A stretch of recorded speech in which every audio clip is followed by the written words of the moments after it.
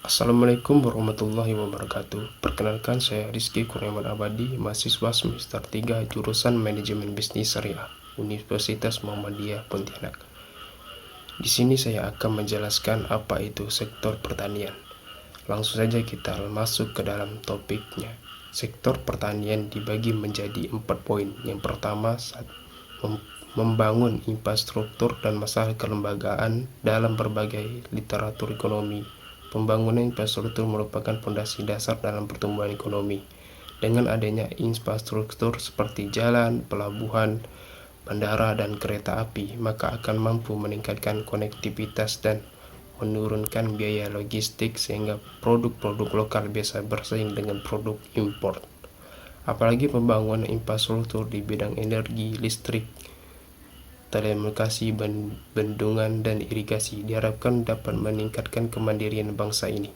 Keberadaan lembaga yang memiliki fungsi koordinatif seperti KPPIP mampu menjadi solusi dalam mengatasi persoalan koordinasi antar sektor.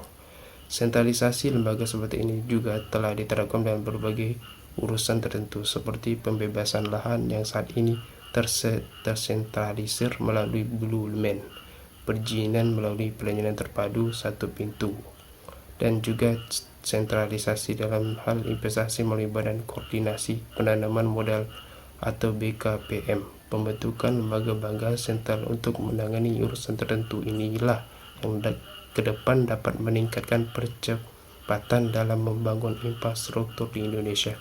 Pemerintah saat ini juga tengah menyiapkan kebijakan satu peta atau one map policy agar tidak terjadi perbedaan rencana tata ruang di Indonesia.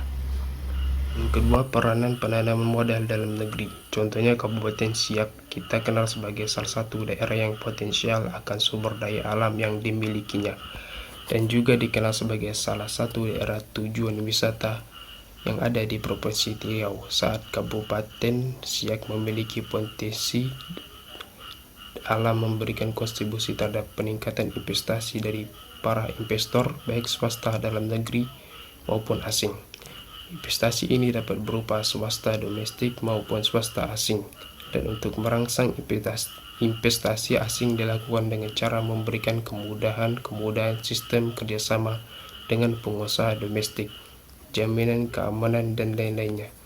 Suatu perekonomian yang berkembang dengan pesat bukan jaminan terhadap suatu daerah tertentu dikatakan makmur bila tidak diikuti dengan perluasan kesempatan kerja guna penampungan tenaga baru yang setiap tahunnya memasuki dunia kerja.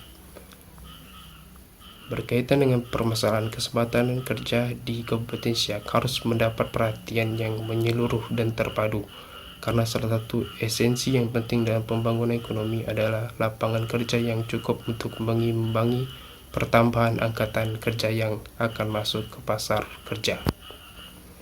Lingkup investasi dan waralaba. Keuntungan dalam bisnis waralaba adalah memberi jaringan bisnis yang luas bagi pemilik usaha kecil. Penjual waralaba akan memberikan pelatihan, dukungan berkelanjutan, bantuan periklanan, dan pemasaran.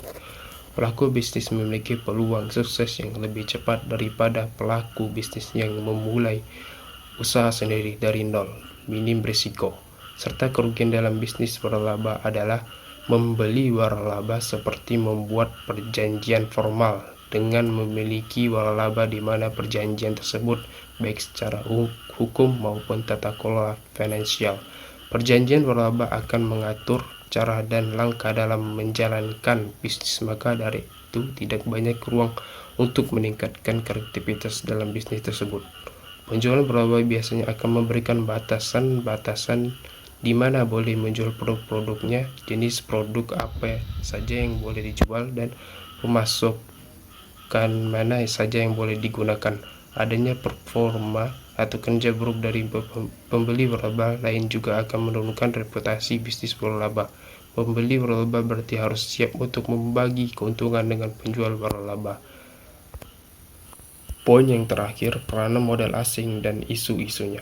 Penanaman modal asing terdapat pertumbuhan ekonomi Indonesia selama tahun 1977 sampai 1996 mengingatkan adanya keterlambatan modal dan data, maka dalam penelitian ini tidak dilakukan forecast akan tetapi hanya dilakukan pengujian validitas teori ekonomi dan menghasilkan taksiran numerik bagi koefisien hubungan ekonomi.